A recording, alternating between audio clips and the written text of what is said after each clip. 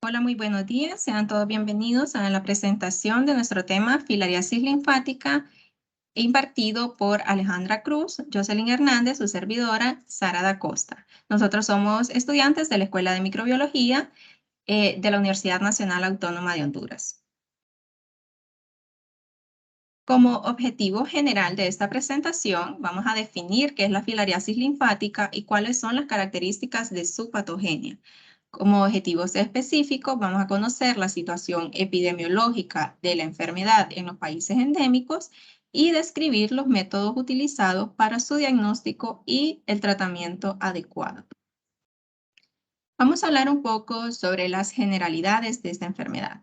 La filariasis linfática, conocida generalmente como elefantiasis, son un conjunto de enfermedades infecciosas que afectan fundamentalmente al tejido linfático y la piel, causada por nemátodos que se transmiten a los humanos a través de la picadura de vectores.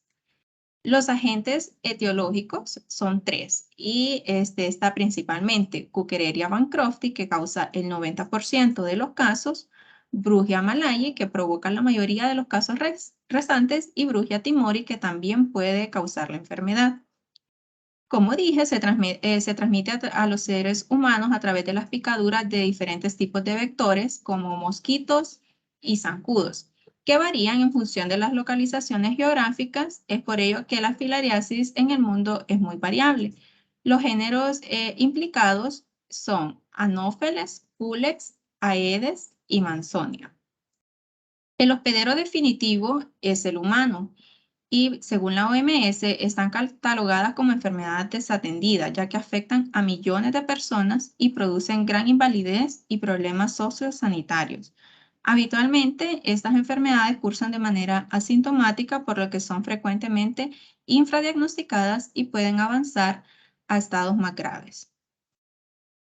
Ahora vamos a hablar sobre Buchereria bancrofti, el patógeno pues que es más importante para nosotros, ya que causa el 90% de los casos y es el único presente en las Américas, ¿verdad? Vamos a definir un poco de su taxonomía. Es del reino Animalia, del filo Nematoda, o sea que son gusanos cilíndricos, de la clase Cesarnetea o Cromadorea. Recordemos que son los que tienen fasmidios o quimioreceptores en la parte posterior, del orden Spirurida, de la familia Filariodea, que viene del latín filum, que significa hilo, y del género Buchereria, de la especie Buchereria bancrofti.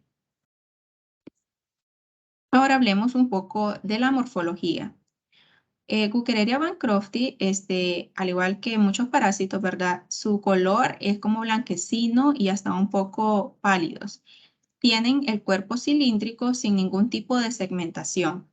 Son gusanos dioicos, ¿verdad? O sea que está una hembra y está un macho. Y presentan dimorfismo sexual, o sea que tiene características sexuales muy marcadas. Ahora definamos cuáles son sus diferencias.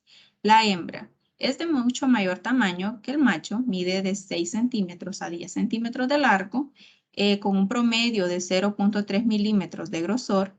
En su extremo caudal podemos ver que termina de manera recta. Tiene el esófago a nivel, o la vulva a nivel del esófago, y esta hembra es ovivípara. Esto significa que los embriones se desarrollan en un huevo que está dentro de la madre, del cuerpo de la madre. Estos embriones son microfilarias, los que producen, que salen inmediatamente cuando la hembra pone el huevo. Luego vamos a hablar del macho, ¿verdad? El macho es de menor tamaño y puede medir de 4 hasta 5 centímetros de largo. Mide también 0,1 milímetros, perdón, de grosor, y su cola termina en una curvatura. Y tiene un par de estructuras que se llaman espículas, que le sirven para el proceso de la copulación. Ahora veamos las microfilarias. Es el primer estado del parásito, también larvas L1, y están presentes en el sistema circulatorio del humano. Mide de 230 hasta 300 micras de largo y de 7 micras a 10 micras de diámetro. tienen una membrana envolvente que es transparente, que la podemos ver aquí, que sobrepasa sus extremos. Aquí está. Esta es una membrana de quitina y es un remanente de su cáscara de huevo. Como dijimos, ellas están dentro de un huevo, adentro de la hembra, ¿verdad? Muy bien. Vamos a lo siguiente. Vamos a hablar un poco sobre los antecedentes de esta enfermedad. Esta enfermedad fue descrita por primera vez por los egipcios en el 2000 a.C. Aquí podemos ver esta imagen, es una estatua del faraón Mentuhotep II, en donde si ponemos atención podemos fijarnos aquí que tiene los miembros inferiores hinchados y esto es un signo característico de la elefantiasis, ¿verdad? Entonces podemos decirte que desde aquellos años ya hay datos sobre la existencia de esta enfermedad. Ya datos pues, científicos tenemos a partir de 1863, cuando Jean-Nicolas Demarquay, un cirujano francés, describió las microfilarias de Buergeria en fluidos del hidrocele. Más adelante vamos a hablar en la patogenia sobre qué es el hidrocele. En 1866, Otto Bucherer describió las microfilarias en orina, esto fue en Brasil. En 1872, Timothy Lewis, que era un médico escocés, confirmó la presencia de microfilarias en la orina y él las reconoció y asoció la conexión con el linfedema severo y las deformaciones conocidas como elefantiasis. Esto fue un descubrimiento muy importante, ¿verdad? Porque fue la primera vez que se asoció con la enfermedad. Luego, en 1877, Spencer Cobbold presentó una descripción del gusano adulto y lo nombró gusano Filaria bancrofti, esto en honor a Joseph Bancroft, que fue el cirujano que previamente estaba haciendo investigaciones sobre las causas del hidrocele y la enfermedad linfática en Australia. En ese mismo año, Timothy Lewis describió el gusano adulto en la India por primera vez. Entonces, en este año, ya en 1878, Patrick Manson completó la descripción del ciclo de vida mientras demostró por primera vez que los mosquitos eran los huéspedes intermediarios para el parásito. Muy bien. Ahora hablemos un poco sobre el ciclo de vida. Es importante que definamos, ¿verdad?, que el único hospedero definitivo de esta enfermedad es el humano. Recordemos que el hospedero definitivo es aquel que aloja los estadios adultos del gusano en su interior y es en el que va a causar la patología o la enfermedad. El hospedero intermediario son los mosquitos del género Anopheles, Aedes o Culex. El estadio infectante para el humano es la larva filariforme L3. El estadio diagnóstico en el humano es el adulto. Y el estadio infectante para el vector, que es el mosquito, son las microfilarias. Muy bien, vamos a iniciar este ciclo, aplicarlo desde este punto. Cuando el mosquito pica al humano, este mosquito lleva en su probóscide o en su boca los estadios infectantes, las larvas L3. Entonces, estas larvas se depositan en la piel y migran a través de la dermis hacia los vasos linfáticos. Es ahí donde en los siguientes 6 a 12 meses, estas larvas se desarrollan y llegan hasta ser adultos. Entonces, estos adultos pueden vivir de 5 hasta 12 años y pueden extenderse a los vasos linfáticos aferentes, hacia los ganglios linfáticos y hasta el tejido cutáneo circundante. Pues ya estos, estando los machos, ¿verdad? Macho y hembra, perdón, los adultos, macho y hembra, ellos copulan. Entonces, la hembra va a producir las microfilarias. Dijimos que es una hembra ovivípara. Entonces, produce las microfilarias hasta 1000 por día. Y estas se van a liberar en la sangre y pueden vivir entre 3 meses hasta 3 años.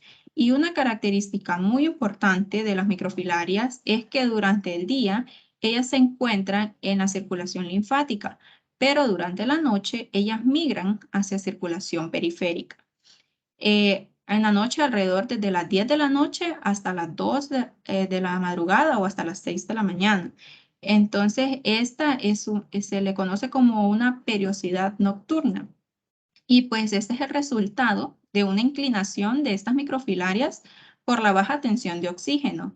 Y pues es durante el sueño que se dan estas condiciones en el torrente sanguíneo, por eso que ella migra. Entonces, este hábito de esta microfilaria, sumándole al hábito de los mosquitos de picar, sobre todo en la noche, entonces es cuando el mosquito pica y por succión, ¿verdad? Toma la sangre y se infecta con las microfilarias. Entonces, luego de que el mosquito ha ingerido las microfilarias, ellas pierden su vaina. Dijimos que esta vaina es el remanente de su cáscara de huevo. Entonces, ellas se abren camino dentro del mosquito a través de la pared del proventículo y la porción cardíaca del intestino medio del mosquito y llega hasta los músculos torácicos. Ahí en los músculos torácicos ella se desarrolla, pasa de ser una larva L1 a L2 y luego L3. Cuando ya son larvas L3, son larvas infectantes, ¿verdad? Recordemos. Entonces, pero están en los músculos torácicos. Entonces, ellas migran a través del hemocele hasta la probóscide del mosquito. La probóscide llegan a la boca. Entonces, ya estamos aquí en el punto en que iniciamos. El mosquito con su larva L3 en la boca, luego pica, puede ser a la misma persona o a otra persona y es así como el ciclo continúa. Muy bien, entonces eso es el ciclo de vida. Ahora avancemos a hablar sobre la patogenia.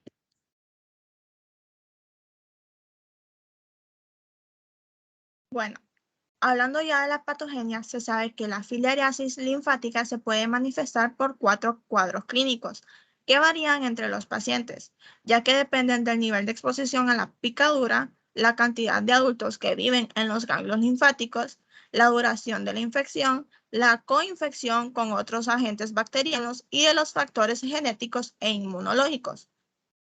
En la mayoría de los casos de filariasis se presenta como asintomática, ya que los estadios adultos y microfilarias producen una respuesta supresora en el cuerpo, por lo que se evita la respuesta inflamatoria, lo que quiere decir que se encuentra la etapa aguda, que en la mayoría de los casos se da como una etapa aguda. Esto quiere decir que no presentan síntomas, sino que sí presentan lo que son lesiones donde están los adultos, una eosinofilia local y generalizada y una linfagiectasis, que es la dilatación de los vasos linfáticos. Esto es en cuanto a la etapa aguda. En su etapa crónica, que es cuando continúa evolucionando esta enfermedad, pues aquí sucede lo que es la muerte del estadio adulto y comienza una respuesta inflamatoria, lo que produce la obstrucción de la circulación linfática, y la más característica de estas es el linfedema, que habitualmente se sucede en los miembros inferiores y escroto, que tiene gran tendencia a la sobreinfección bacteriana y también se puede dar por lo que es una hematuria o otras patologías testiculares.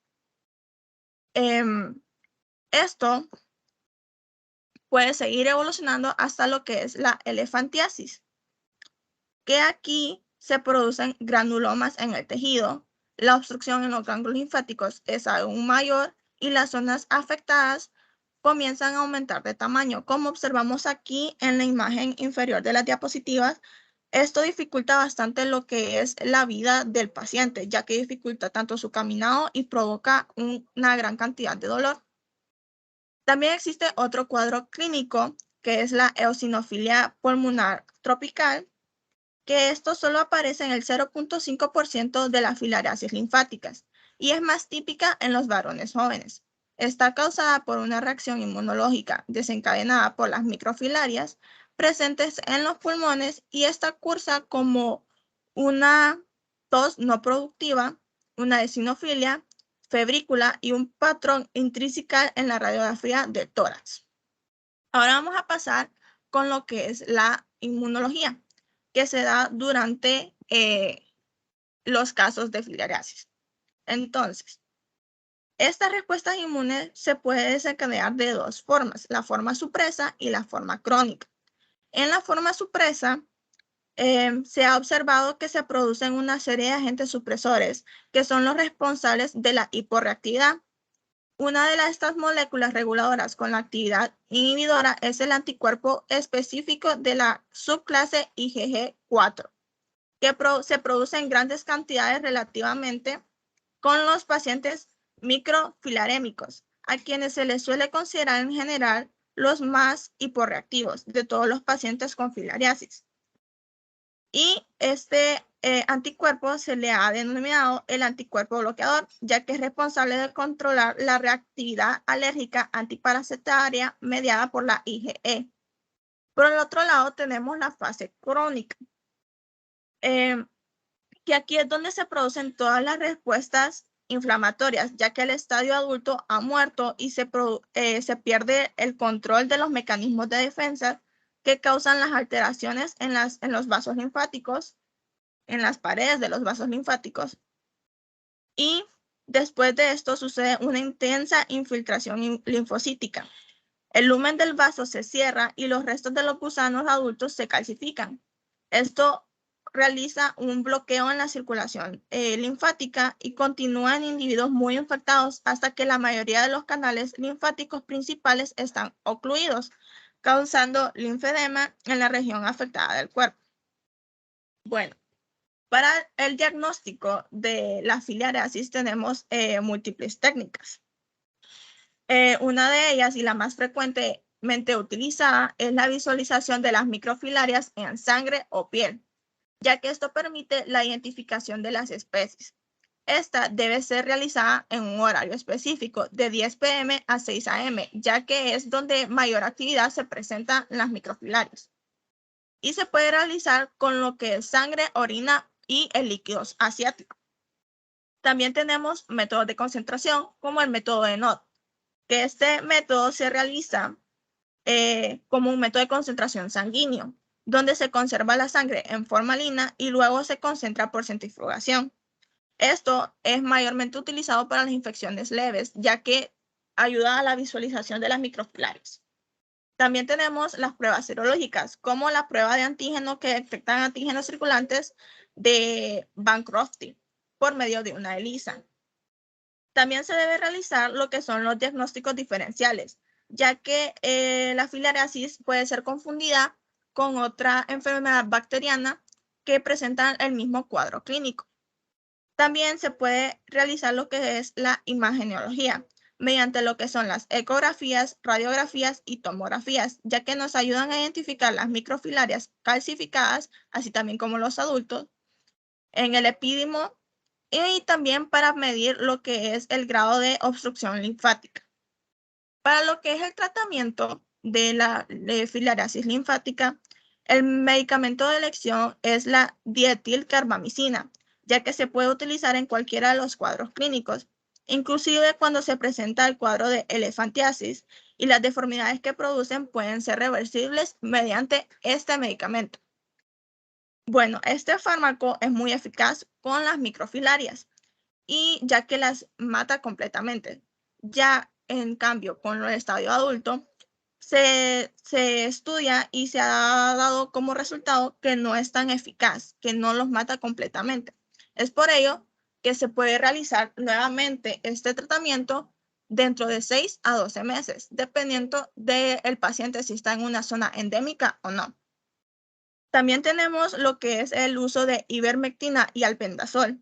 Estos dos fármacos pueden ser utilizados para los otros filariasis, aunque estos son de menor eficacia ya que solo funciona contra las microfilarias.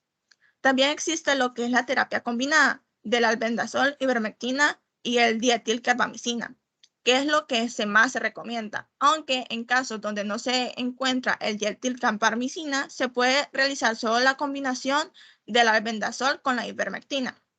Después de realizar lo que es el tratamiento antiparasitario, se realizan intervenciones quirúrgicas. Esto con el fin de eliminar todo la deformidad que se causó durante el enfatiasis.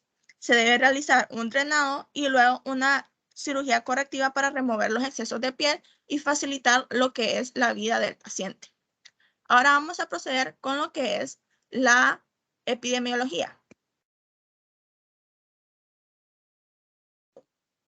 Conocer la epidemiología de esta enfermedad nos ayudará tanto a entender la importancia y el impacto que tienen los tratamientos y cómo estos sirven para superar la enfermedad, como al progreso de aquellas poblaciones que están cursándola.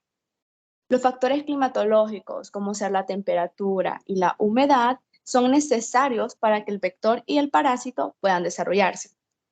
El 90% de las infecciones están producidas por Wuchereria bancrofti, que es endémica en las regiones cálidas y húmedas del mundo, es decir, en aquellas zonas que son tropicales.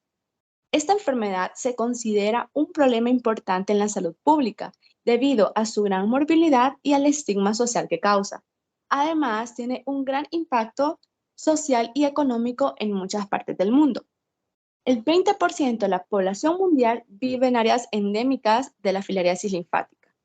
En el año 2000, se estimó que 120 millones de personas estaban infectadas y necesitaban tratamiento, donde 40 millones tienen discapacidades o están desfiguradas por la enfermedad. Pero en el año 2000 se estima que el número de personas infectadas ha bajado hasta 50 millones de personas. Bien, los vectores responsables de transmitir las infecciones van a variar en función de las localizaciones geográficas y por ello la distribución de la filariasis en el mundo es muy variable. En las Américas, el vector más común es Culex quinquefasciatus y en África es Anopheles. Wuchereria bancrofti es el único tipo de filariasis presente en las Américas. Como podemos ver en el siguiente cuadro, está la especie de Wuchereria bancrofti, que su distribución es en África subsahariana, en el sudeste asiático, en India, islas del Pacífico y hay pocos en Latinoamérica. Y los vectores son Culex, Anopheles y Aedes. Y la especie Brugia malayi se encuentra en el sudeste de China, en India, en Indonesia, en Malasia, Filipinas e islas del Pacífico. Y Brugia timori están islas de Timor e Indonesia. Y los vectores aquí son Mansonia y Anopheles.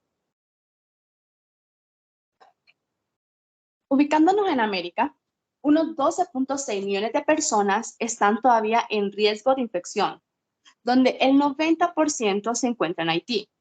En el siguiente cuadro podemos observar que en los países endémicos se encuentran Brasil, Estado de Pernambuco, República Dominicana, Guyana y Haití.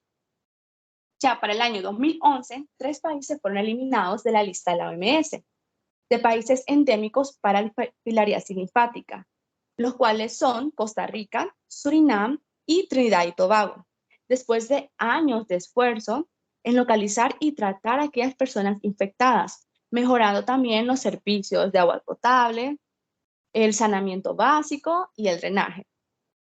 Los países que todavía se encuentran endémicos están realizando esfuerzos para reducir la transmisión de la enfermedad y así avanzar hacia su eliminación. Una de las intervenciones común en estos 4 países es la administración masiva de medicamentos a la población que está en riesgo de esta infección. La filariasis linfática es una enfermedad potencialmente erradicable. Según la OMS, los casos han disminuido en los últimos 20 años.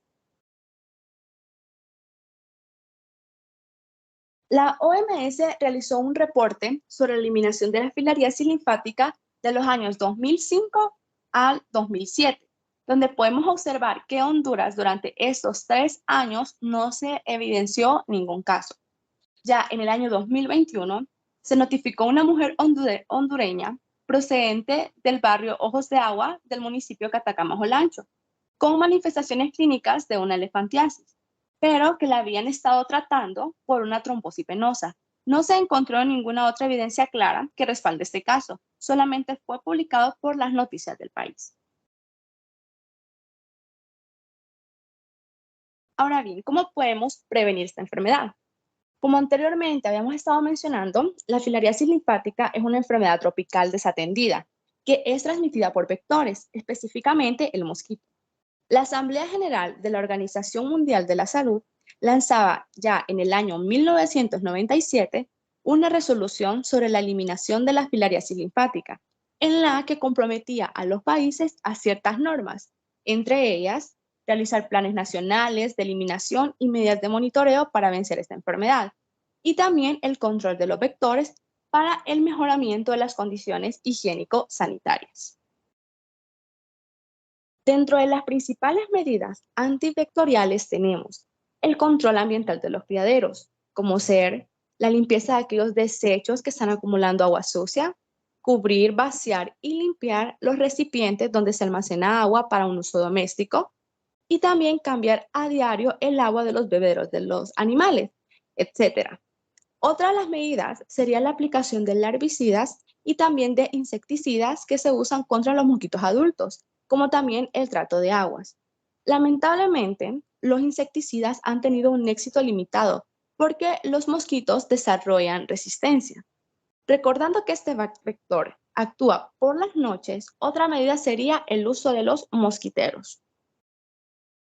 La prevalencia de la filariasis linfática se ha mantenido en cada uno de los países afectados, hasta que se comenzó con la administración de drogas en masa, lo cual mejoró mucho la situación, haciendo que en muchos países la enfermedad dejara de ser endémica. Por lo tanto, aparte de las medidas contra el vector, es necesario la administración masiva de medicamentos con fines profilácticos, como ser el albendazol más ivermectina o de albendazol con dietilcarbamazina. Como podemos ver, gran parte de estas medidas de prevención son utilizadas en las zonas tropicales, ya que muchas otras enfermedades son transmitidas por vectores.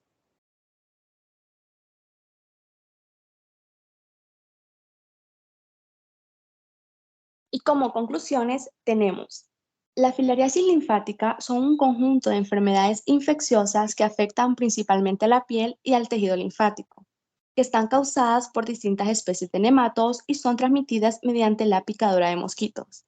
Está catalogada como una enfermedad desatendida que afecta a millones de personas y producen gran invalidez y problemas sociosanitarios.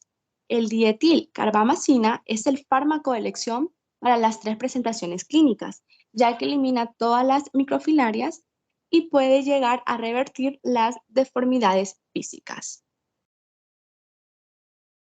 Estas son nuestras referencias bibliográficas y esta fue nuestra presentación sobre la filariasis linfática. Muchas gracias por su atención.